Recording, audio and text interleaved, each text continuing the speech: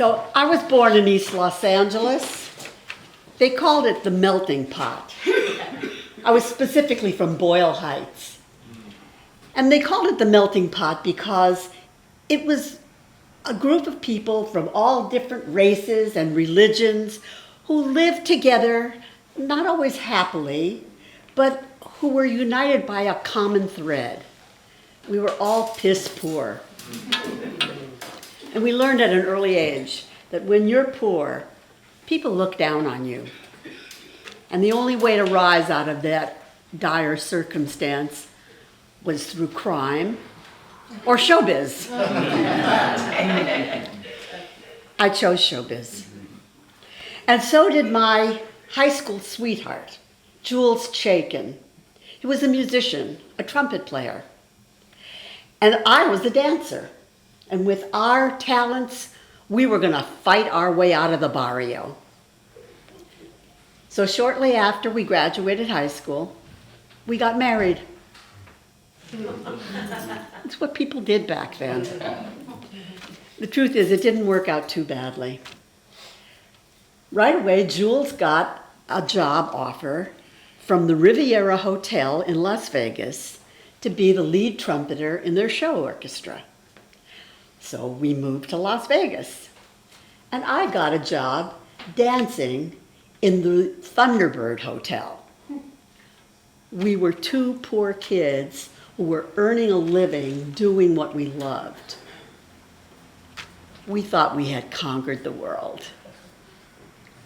It didn't take very long for us to realize that Vegas was not really for us. That tacky lifestyle, the constant clanging of the slot machines and those high rollers throwing away their money like it was dirt. That wasn't for us. We were artists. We needed culture. We wanted art galleries, museums, jazz clubs. Vegas was a little shit town that didn't even have a movie theater. So after about 6 months, we couldn't take it anymore.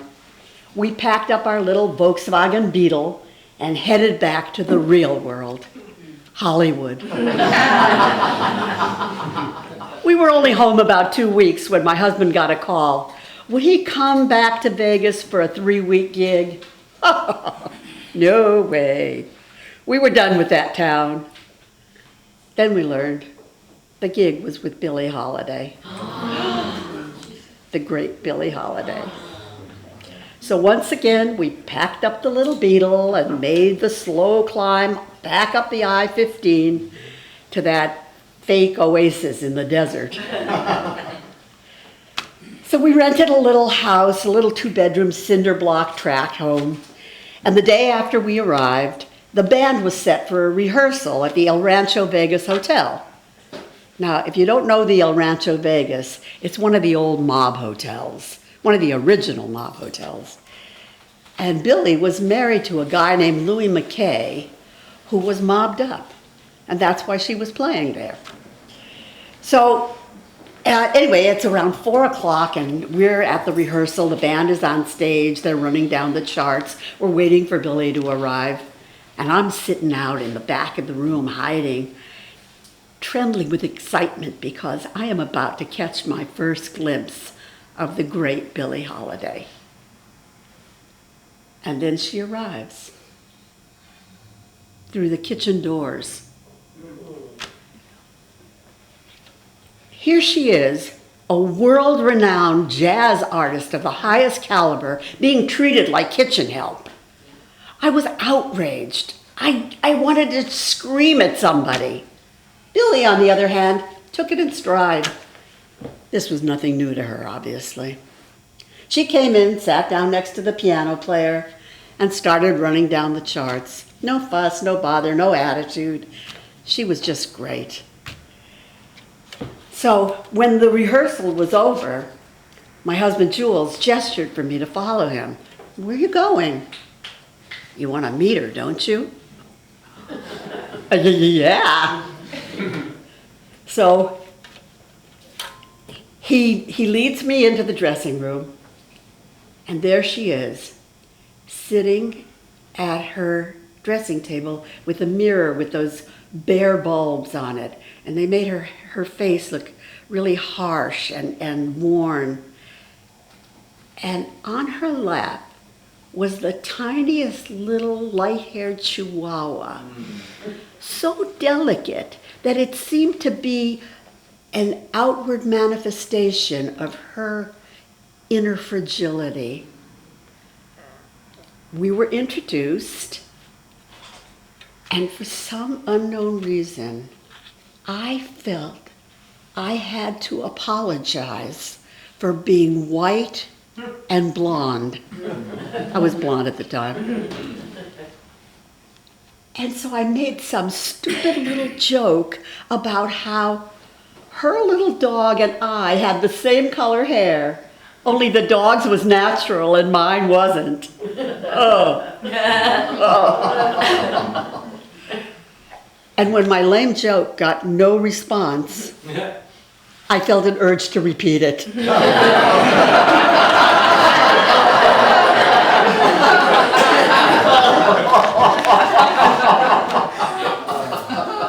That's when Billie looked at me in the mirror and said, "I heard you the first time." I was mortified. I had no idea how to respond. So I smiled at her in the mirror and laughed at my own foolishness. And to my surprise, she looked back at me and laughed. And for some reason, in that moment, we clicked. Here I was, an inexperienced 20-year-old kid with a lot of high-minded ideas about art and life. And there she was, a world-renowned talent at the top of her game, who had more experience in tragedy and triumph under her belt than I would ever know. And yet in that moment, she recognized me as a kindred spirit. And we became friends. And after that, we'd hang out in her dressing room between shows, smoke a joint, shoot the breeze. Sometimes musicians from other clubs would stop by, and she would always introduce me. "This is my friend, Judy." Oh, well, you know how that made me feel. Anyway, about 2 weeks into the gig, Billie's husband, Louis, pulled me aside and asked me a favor. "My buddy and I want to go fishing, but I don't want to leave Billie alone. You think she could stay with you guys for a couple of days?" "Oh, yeah, sure."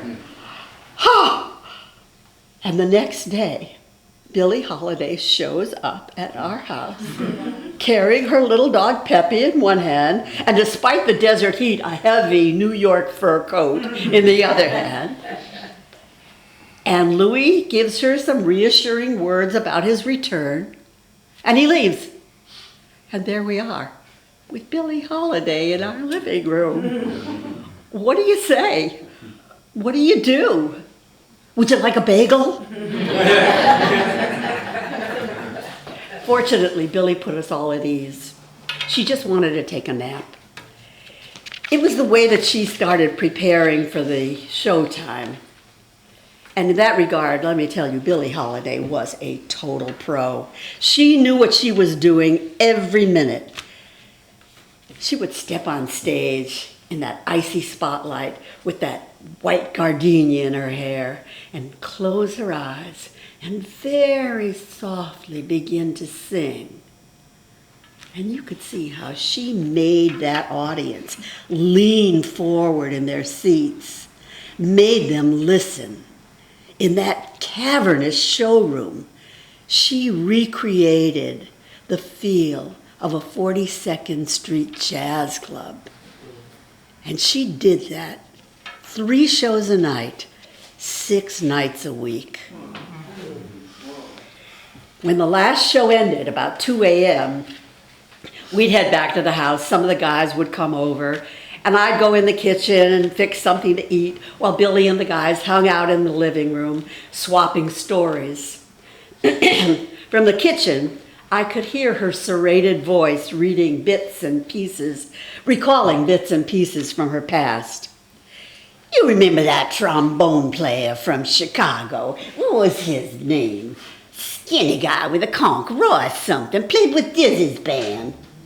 Well, anyway, one night, this guy Roy, we're all up at Minton's, and he and she would go on like that, with half-remembered stories until she finished the pint of gin that was her nightly ration.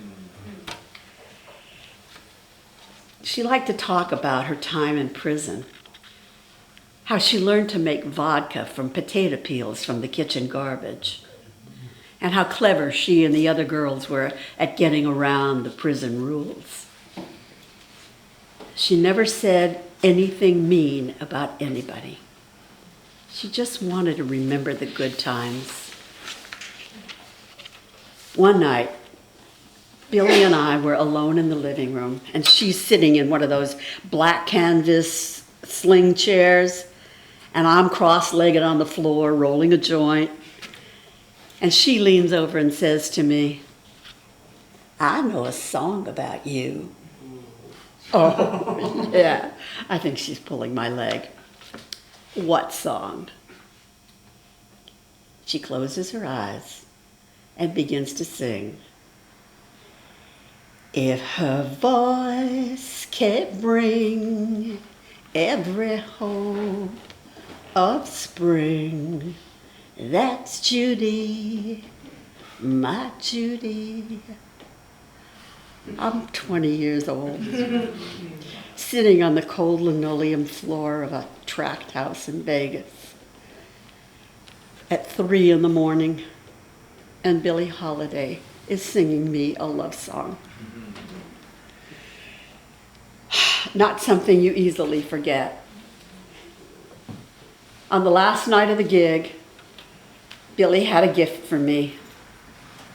A signed photograph with the inscription, to Judy, stay as fine as you are. Love, Billie Holiday.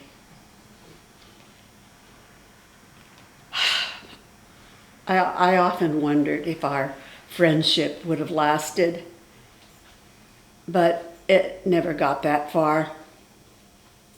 On July 17, 1959, jazz great Billie Holiday died at age 44. Our friendship came and went in the blink of an eye.